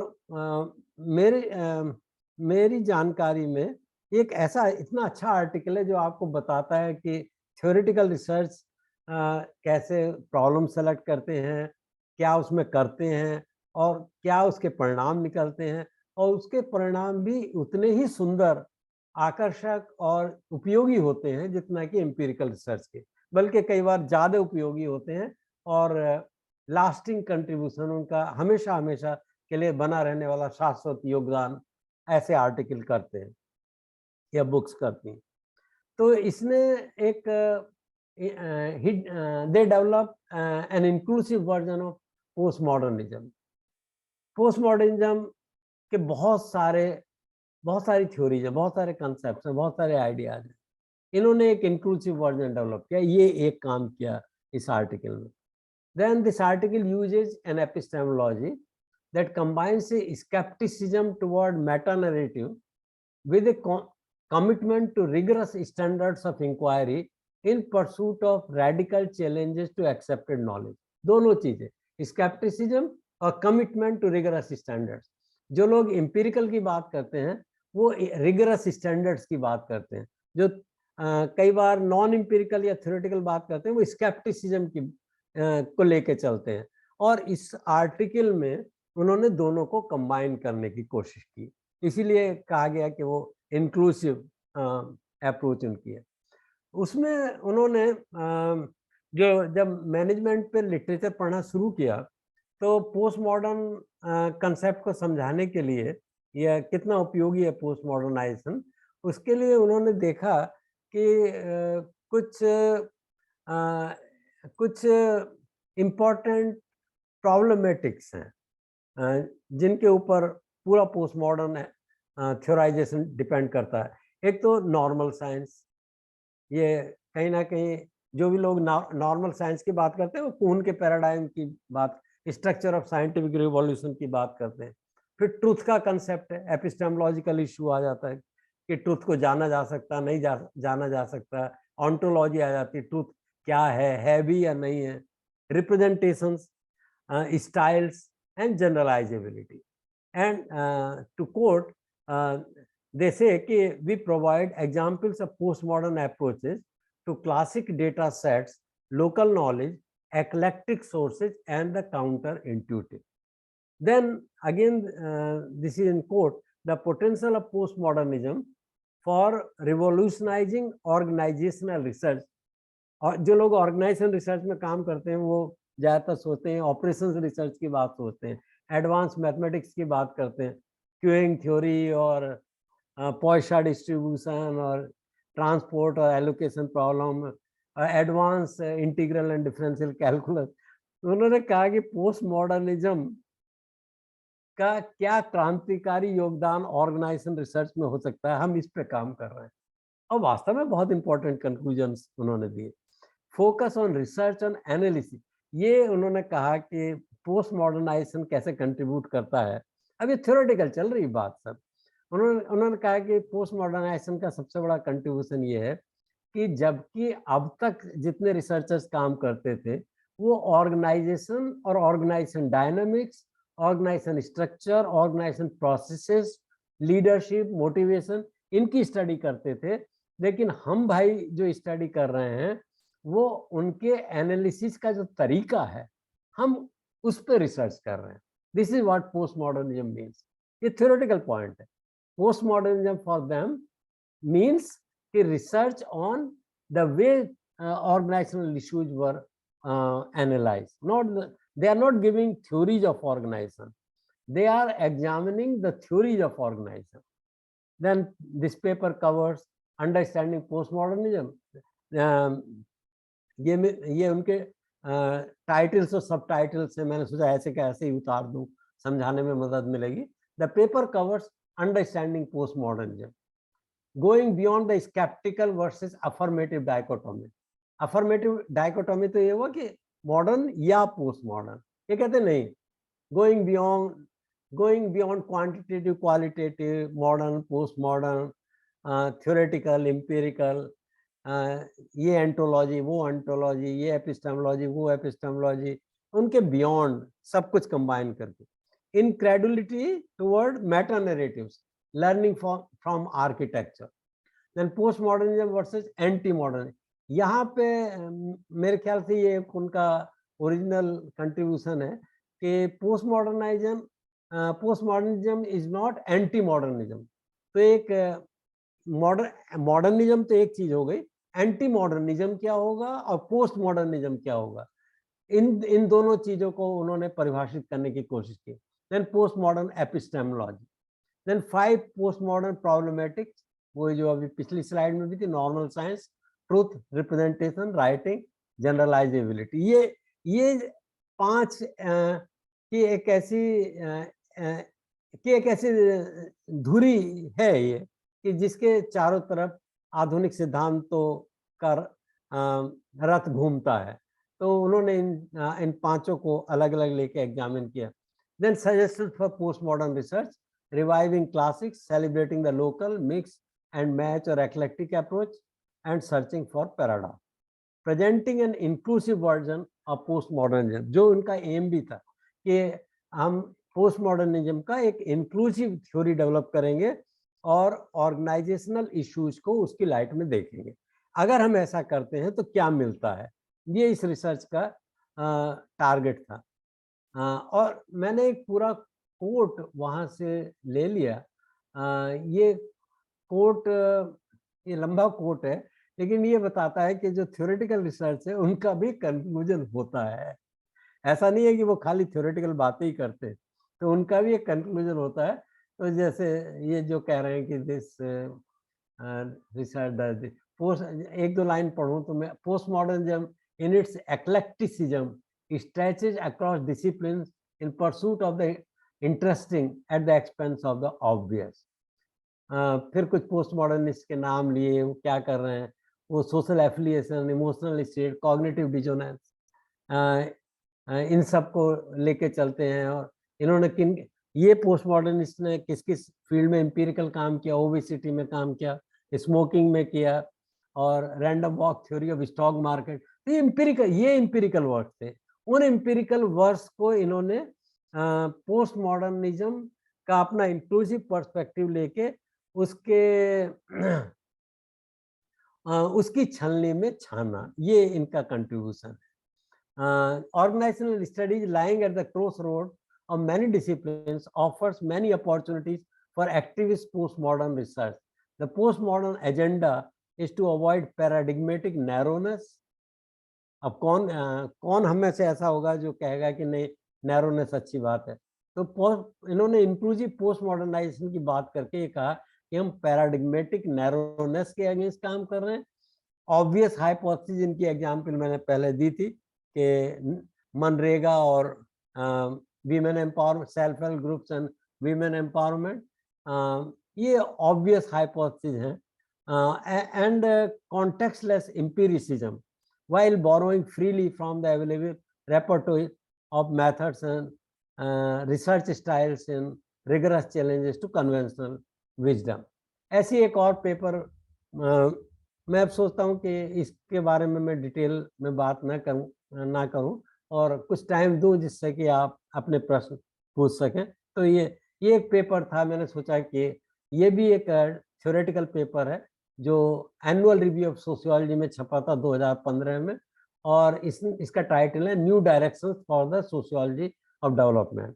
तो बहुत सारे एम्पिरिकल, नॉन एम्पिरिकल आर्टिकल्स हैं डेवलपमेंट पे। इन्होंने उन सब का अध्ययन करके अपने थ्योरेटिकल पर्सपेक्टिव में पेश किया, और इन्होंने कहा कि डेवलपमेंट को समझने के लिए 5 की कंसेप्ट्स हैं उनको, या 5 की इंडिकेटर्स हैं जिनको देखना पड़ेगा। इंस्टीट्यूशंस, पर्टिकुलरली स्टेट की डेफिनेशन क्या है डेवलपमेंट की, वो क्या कर रही है, resource allocation, strategy, target, framework, फिर सोशल मोबिलाइजेशन, जो डेवलपमेंट सेक्टर में कम्युनिटी ऑर्गेनाइजेशन और एनजीओ, वॉलंटरी ग्रुप्स, वो क्या कर रहे हैं, वो एक सेंट्रल फिगर है डेवलपमेंट में।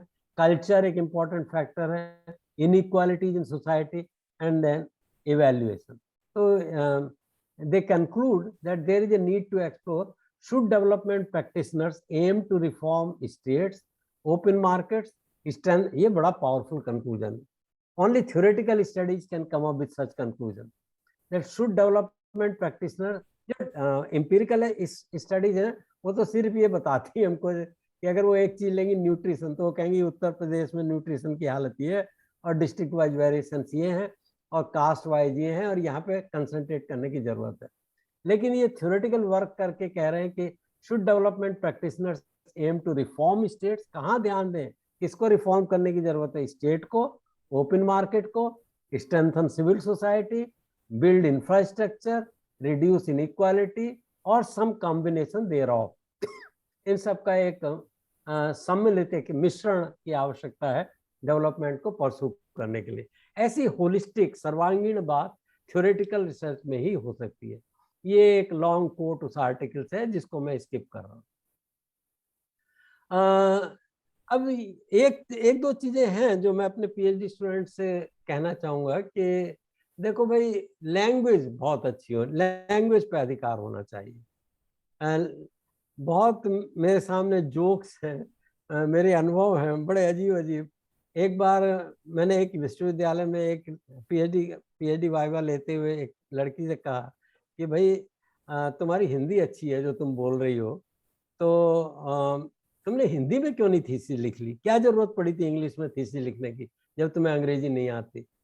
तो उसने तो कोई जवाब नहीं दिया, लेकिन कई यूनिवर्सिटीज में ये रिवाज है कि कैंडिडेट के चाचा, ताऊ, मामा, मौसा वो भी सब वहाँ बैठे रहते हैं। और कुछ ऐसा दिन था कि वो सब लंबे चौड़े खादी के कुर्ते पजामे में, मुझे लगता है कि वो कुछ नेता टाइप लोग थे। तो उन्होंने जवाब ये दिया कि आप इस बात को अप्रिशिएट नहीं कर सकते कि एक लड़की ने इंग्लिश में लिखने की कोशिश की। और उसके बाद मैं तो डर के मारे कुछ पूछ नहीं पाया, मैंने कहा पता नहीं ये तो यहीं पीटना शुरू कर देंगे। ऐसा वहाँ वाह चल रहा था। तो भैया अगर अच्छा काम करना है तो जिस भाषा में भी करो, हिंदी में करो तो हिंदी पे अच्छा अधिकार हो, इतनी अच्छी हिंदी आपकी हो जैसे सुबह शर्मा जी के भाषण में हमें देखने को मिली। अंग्रेजी में कर रहे हो तो अंग्रेजी पे अच्छा अधिकार आपका होना चाहिए। ऐसा नहीं करो कि अंग्रेजी में लिखने की कोशिश कर रहे हैं और आपको अंग्रेजी आती नहीं। In literature these words have been understood, क्योंकि जब आप देखिए, जब आप थ्योरेटिकल वर्क करेंगे तो आप abstractions, word, technical concept, theories, ideas, scientific jargon, इनसे डील करेंगे। और ये सारे वो शब्द हैं जो कि लिटरेचर में अलग अलग लोगों ने अलग अलग संदर्भों में, अलग अलग भाषाओं में अलग अलग तरीके से प्रयोग किए हैं। तो अगर आप ऐसा कोई शब्द, मान लो आप हैबिटस की बात करें, हैबिटस की बात करें कि मैं हैबिटस की थ्योरी यूज कर रहा हूं, तो आपको उसी सेंस में हैबिटस को यूज करना पड़ेगा जिस सेंस में बोर्डियू ने उसको यूज किया था। वो बात बिल्कुल क्लियर होनी चाहिए। अगर आप उससे डिफर कर रहे हैं तो आपको ये बताना पड़ेगा अपनी थीसिस में कि मेरे हैबिटस के कंसेप्ट में और बोर्डियू के हैबिटस के कंसेप्ट में डिफरेंस है और वो ये है। मैं ये नहीं कर सकता कि मैं कहूँ अरिथमेटिक मीन निकाल रहा हूँ और अपने ढंग से निकाल के रख दूँ। जो अरिथमेटिक मीन की डेफिनेशन है किताब में, उसी के हिसाब से अरिथमेटिक मीन निकालना पड़ेगा। तो ये ध्यान रखिए कि आप शब्दों से खेल रहे हैं, विचारों से खेल रहे हैं, और आपका काम एम्पिरिकल काम करने वालों से अधिक कठिन है। Keep the audience in mind. जो आप अपना पेपर लिखें, किताबें लिखें, तो उससे पहले ये सोच लीजिए कि मैं कहाँ छपाने वाला हूँ, किन जर्नल्स में, किन बुक्स में, या भाषण देने वाला हूँ, और उस ऑडियंस की क्षमताओं और उसकी रिसेप्टिविटी और उसकी भाषा का स्तर और उसके भाषागत संदर्भों को ध्यान में रखते हुए आप लिखें। Write in a language that your ideas are understood or decoded approximately in the same way by your audience. Friends, there is a market for theoretical research. बहुत जरूरी भी है, और आप अच्छा theoretical काम करेंगे तो वो छप भी सकता है, जरूर छपेगा। आखिर इंग्लिश की PhD थीसिस भी तो छपती हैं और उनके आधार पर रिसर्च पेपर्स भी छपते हैं, हिस्ट्री में भी छपते हैं, लिंग्विस्टिक्स में भी छपते हैं, सोशल लिंग्विस्टिक्स में छपते हैं, वो थ्योरेटिकल पेपर्स होते हैं। और आपका भी, अगर आप सोशियोलॉजी में काम करें तो भी आपका थ्योरेटिकल पेपर भी छपेगा। आप वर्थ की तरह से अमर भी हो सकते हैं। You can write publishable paper, you can write PhD thesis, you can write books. You are different but equal to others. कभी ये नहीं सोचिए कि हम कोई घटिया काम कर रहे हैं। Some topics for theoretical research, अगर आपने अभी, आप में से वो लोग जिन्होंने अभी PhD का टॉपिक नहीं चुना हो, तो वो ऐसा टॉपिक थ्योरेटिकल वर्क के लिए चुन सकते हैं। Factors affecting implementation of development programs in India, changes in the pattern of intercaste marriages in India, religious differentials in fertility and their causes, social capital and education, social inequality and health, इन सारे विषयों पे आप theoretical काम कर सकते हैं और बहुत अच्छा काम कर सकते हैं। Organizational spiritual climate and work motivation, psychology या मैनेजमेंट में, changing approaches to removal of poverty and their limitation, economics में कर सकते हैं। क्लाइमेट चेंज बहुत बड़ा इशू है आजकल हमारे टाइम का। Climate change, alternative energy usage, and just transition. Changing status of women, RTI, institutional transparency, development and justice, and training of people's representative on legislative bodies. किसी को नहीं पता है कि जब बेपढ़े लिखे लोग या कम पढ़े लिखे लोग ग्राम पंचायत के लिए चुने जाते हैं, ग्राम प्रधान बनते हैं, MLC, MLA और MP बनते हैं, और इतना बड़ा हमारे रूल्स रेगुलेशंस हैं हर चीज के, ग्राम पंचायतों को भी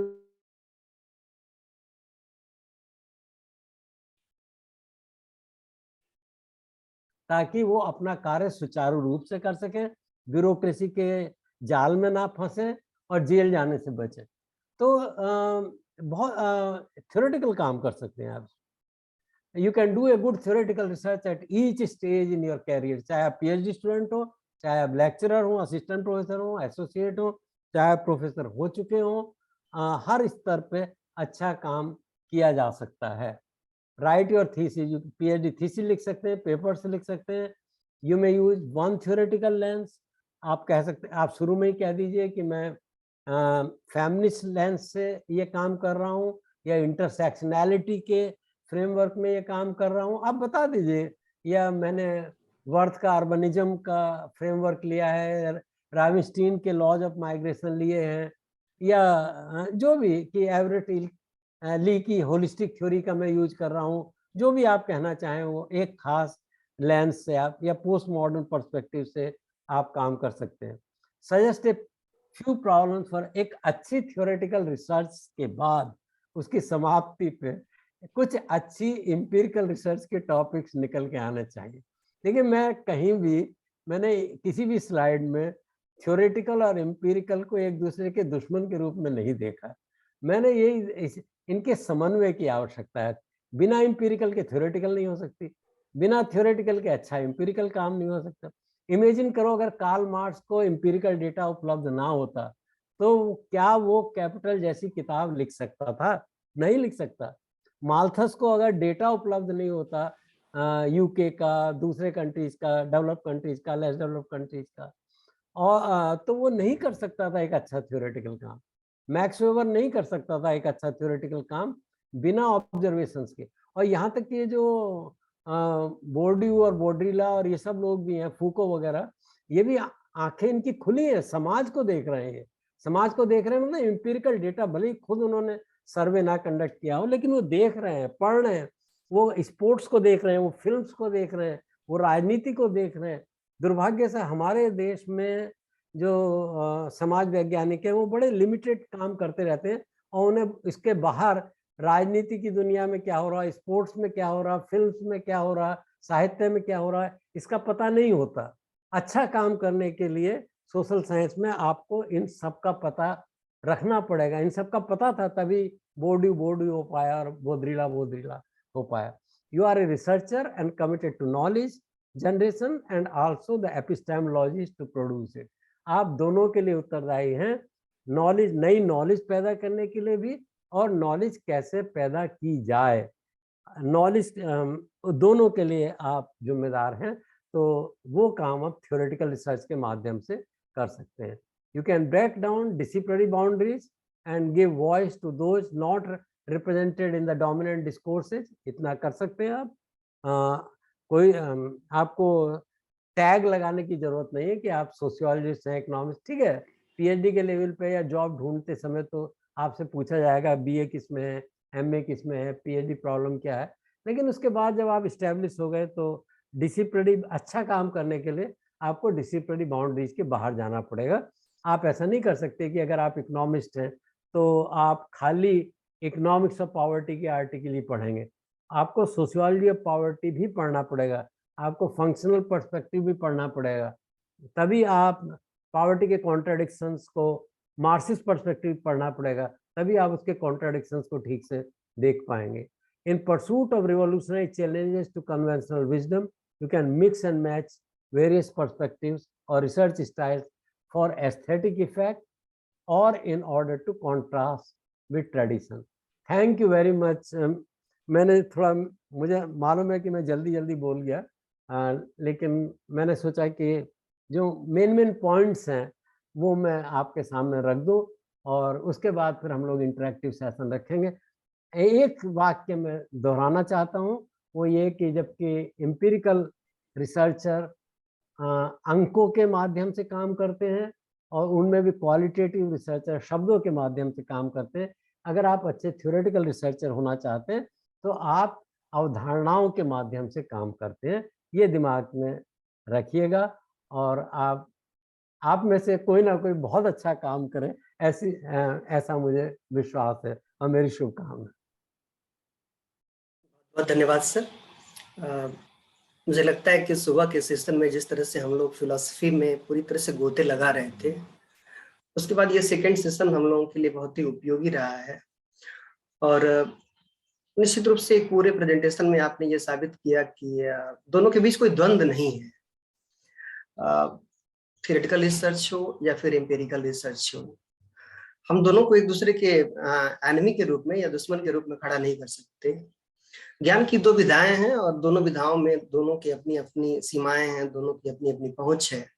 दोनों ही अपने अपने रास्ते से चलते हैं और दोनों ही एक ही लक्ष्य तक पहुंचते हैं, ज्ञान का उत्पादन, ज्ञान की पूर्णता और सत्य की खोज या सत्य तक पहुंच।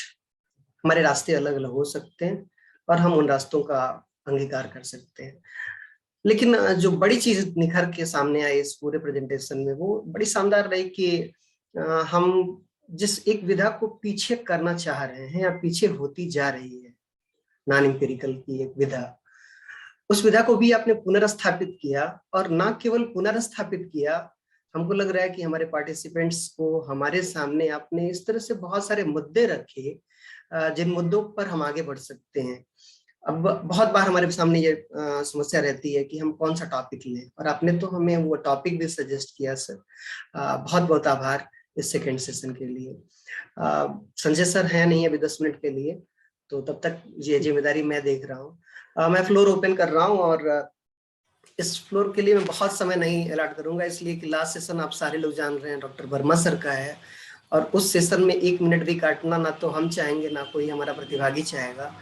तो 10 मिनट का ये सेशन हम लोग रखते हैं और 10 मिनट के लिए आप ये फ्लोर ओपन रहेगा। सर भी हैं, जिसके मन में भी कोई क्यूरियोसिटी हो, अभी कोई सवाल रह गए हो, तो वो शर्मा सर से पूछ सकता है। आपने देखा होगा शर्मा सर IITian है, और जितनी अच्छी भाषा पर पकड़, उतनी अच्छी टेक्नोलॉजी पे पकड़ और उतनी अच्छी रीडिंग। ये जितने नाम ले लिए, जितने सोशियोलॉजिस्टों का, जितने विद्वानों का, हमको लगता है कि बहुत सारे लोगों ने, हम लोगों ने उतने सारे किताबें पढ़ी नहीं है जितने वो नाम ले रहे हैं। तो बहुत अच्छा लगा। हम फ्लोर ओपन कर रहे हैं, अगर किसी का भी कोई सवाल हो तो आप अपना सवाल स्वयं से हैंड रेज करके और वीडियो ओपन करके पूछ सकते हैं। Now floor is open.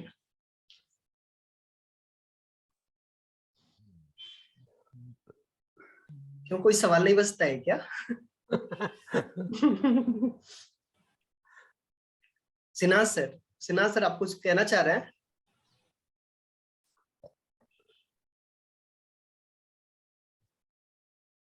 Sir ने तो बहुत ही अच्छे से जो सारे पहलुओं को हमारे बीच रखा है, जिनको लेकर कई तरह की दुविधाएं हमारे बीच होती हैं कि अभी सैद्धांतिक शोध संभव भी है या नहीं है।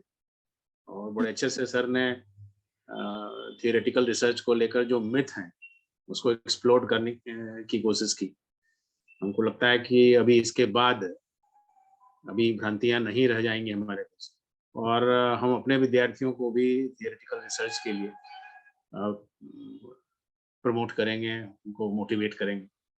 और सर ने तो अंत में हमें संभावित क्षेत्रों की भी एक झलक दी है जहां थियोरेटिकल रिसर्च की व्यापक गुंजाइश है। तो हम सबों की कोशिश होगी कि उनमें से किसी एक क्षेत्र को चुनकर हम अपने जो शोधार्थी हैं उनको इसके लिए तैयार कर सकें, आगे ले जा सकें। Thank you. धन्यवाद सर। ऋषा मैम, आप कुछ कहना चाह रही थी पहले सेशन में भी, आप कंटिन्यू करें।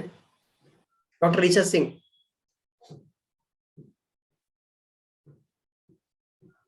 डॉक्टर ऋचा सिंह, और कोई? सर हाँ रेनू मैम जी। एक बार सभी को सेकंड सेशन का नमस्कार। और छोटा सा एक सवाल रखूंगी सर, आपने पोस्ट मॉडर्निज्म पे काफी प्रकाश डाला, तो जैसा कि ग्रैंड नैरेटिव्स और मेटा नैरेटिव्स का समय अब जा चुका है इन view of the Ukraine and Russian war, तो हम थियोरेटिकल रिसर्च क्या माइक्रो नैरेटिव्स के ऊपर, इन छोटे छोटे सवालों के ऊपर थियोरेटिकल रिसर्च को करें, जिससे कि हम डिक्लाइन ऑफ पॉलिटिकल थियरी जो हो चुकी है उसको फिर से अपग्रेड कर सके। इसके लिए आपका क्या सुझाव होगा? जबकि बड़े यूनिवर्सिटीज में मुझे ये फेस करना पड़ा था कि आपने कितना डेटा एनालिटिक्स की है। जब मैंने न्यूज़पेपर और टीवी रिपोर्टिंग्स की बात की तो कहा गया कि ये इंसिडेंटल है और इसको हम डेटा के रूप में नहीं लेते। तो सोर्सेस पे अगर हम आ जाएं, जब हम थियोरेटिकल रिसर्चेस कर रहे हैं तो उसमें हम डेटा के लिए टीवी की रिपोर्टिंग्स पे और प्रिंट मीडिया पे, जो कि बड़े रॉयटर हो या पीएनआई पीटीआई हो, ये बड़े रिलायबल सोर्सेज होते हैं, इनको कोट करते हुए मेटा नैरेटिव्स तैयार करें तो उसकी क्या वैल्यू हो जाती है रिसर्च वर्ल्ड में और उसकी क्या वैलिडिटी है? ऐसा सर मैंने इसलिए पूछा कि एक बड़ी ही जनरलाइज्ड ग्रैंड थियरी का समय अभी नहीं रहा है। It's my and your story, तभी हम जाकर के एक नई दिशा दे सकेंगे।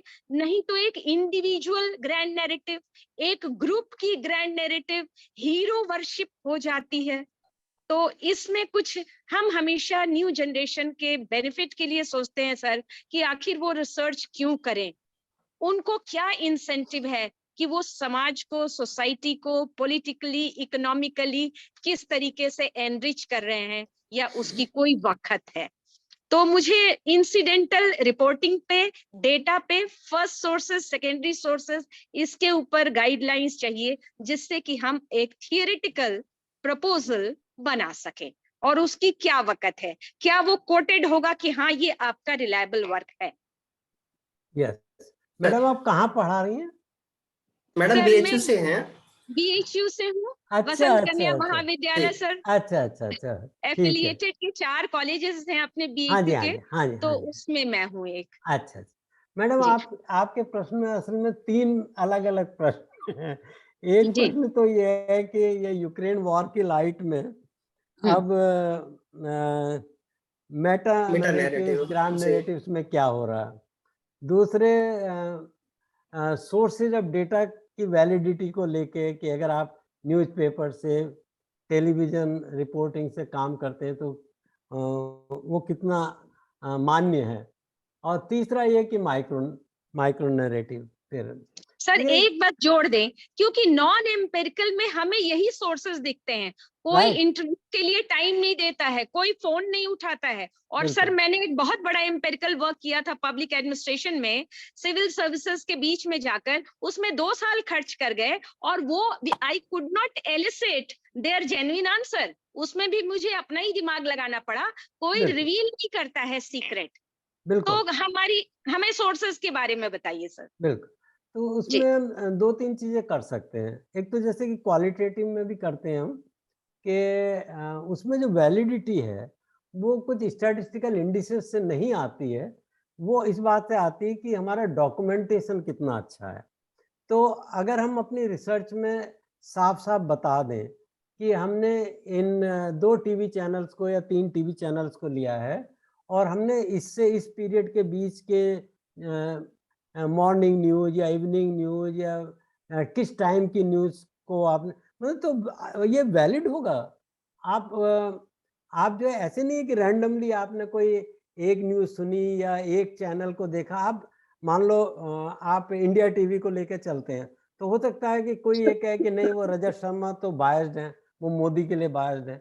तो आप ये कर सकते हैं ना कि आप कहें कि मेरे ये चैनल्स में इंडिया टीवी भी है, एनडीटीवी भी है और उसमें न्यूज़ 24 भी है और उसमें ये टाइम पे जो न्यूज़ पढ़ी गई या जो दिखाया गया वो मैंने शामिल किया। और ये बिल्कुल वैलिड तरीका है रिसर्च का। एक्चुअली जो लोग ऐसी हँसी उड़ाते हैं कि ये कोई रिसर्च हुई क्या? चूँकि उन्होंने ऐसे, वो बस उसी चीज़ से परिचित हैं कि 300 के सैंपल साइज़ का एक सर्वे कर लो और फ्रीक्वेंसी डिस्ट्रीब्यूशन, तो वो इसको एप्रिशिएट नहीं कर पाते। लेकिन आप जैसे लोग, हम जैसे लोग जो कि चाहते हैं कुछ नया हो, अच्छा हो, यूजफुल हो, तो हमें इसको प्रमोट करना चाहिए। हाँ, ये है कि रैंडमनेस नहीं होनी चाहिए। और सोर्स ऑफ वैलिडिटी इसमें यही है कि आप ये बताइए सैम्पलिंग क्या है आपका। जैसे मान लो मैं ये कहना चाहता हूँ कि मैंने साहित्य के आधार पे ये स्टडी की है कि आज घर के अंदर और घर के बाहर औरतों की स्थिति में ये परिवर्तन आया है। तो मैं ये भी कहूँगा कि भाई इसके लिए मैंने ये 3 नॉवेल शरदचंद्र के, ये 4 नॉवेल प्रेमचंद के और ये 2 नॉवेल काशीनाथ सिंह के लिए हैं। इसी से वैलिडिटी आएगी। मैं बता रहा हूँ कि मेरा डेटा कहाँ से आया है। मैं ऐसी हैफजार्डली किसी साहित्यकार से कोट नहीं कर रहा। मैं बता रहा हूँ कि कौन सी चैनल्स इनको हमने एक ऐसा क्योंकि कोविड के टाइम में स्टिग्मा एक बड़ा इशू था और जमायत के खिलाफ स्टिग्मा हो रहा था और प्रॉब्लम्स थी। तो हमने स्टिग्मा को लेके हमारे विद्यार्थियों ने एक काम किया था और हमने उसमें ये डीएनए एनालिसिस किया था। डीएनए पैकेज था हमारे पास और हमने उसमें बताया कि अगर इस पीरियड के न्यूज़पेपर ही सोर्स थे और उस समय सर्वे तो हो नहीं सकता था कि उस समय पब्लिश इंडिया से इस लैंग्वेज के ये पेपर्स हम इंक्लूड कर रहे हैं और उनके इतने दिन पहले तक का रिकॉर्ड देख रहे हैं और इन शब्दों को शामिल कर रहे हैं। तो स्टिग्मा से रिलेटेड जो 4-5 शब्द होंगे उन सारे शब्दों को तो वो हम नहीं डिसाइड, उसमें भी उतनी ऑब्जेक्टिविटी है क्योंकि मैं नहीं कह रहा कि मैं हिंदुस्तान टाइम्स के इस अंक को ले रहा हूँ। वो जो पैकेज स्टैटिस्टिकल जो वो पैकेज है डेटा एनालिसिस का, वो खुद डिसाइड कर रहा है कि ये 4-5 शब्द इन सारे अखबारों में, पत्रिकाओं में जहां भी मिले इस पीरियड में उनको पकड़ लो और फिर उनका एनालिसिस कर रहे हैं। तो वो भी एक वैलिड सोर्स ऑफ डेटा माना जा सकता है, मानना चाहिए, वो भी वैलिड सोर्स है।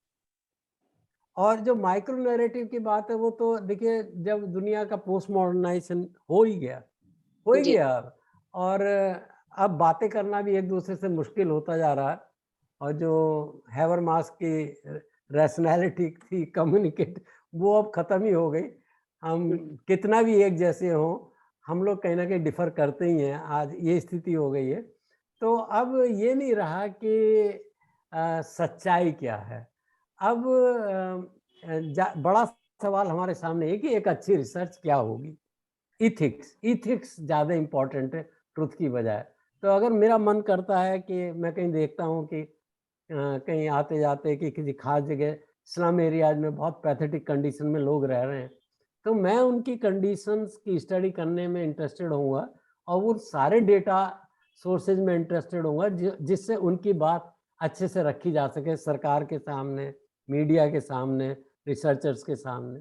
तो अब हमारे सामने और कोई विकल्प बचा ही नहीं। सत्य को ढूंढना खत्म कर दो, अच्छा समाज के लिए, समाज के किसी वर्ग विशेष के लिए कुछ अच्छा कर सके, यही हमारी उपयोगिता होनी चाहिए। बहुत बहुत धन्यवाद सर। सर अब मुझे लगता है कि अब हम लोगों को लास्ट सेशन की तरफ चलना चाहिए।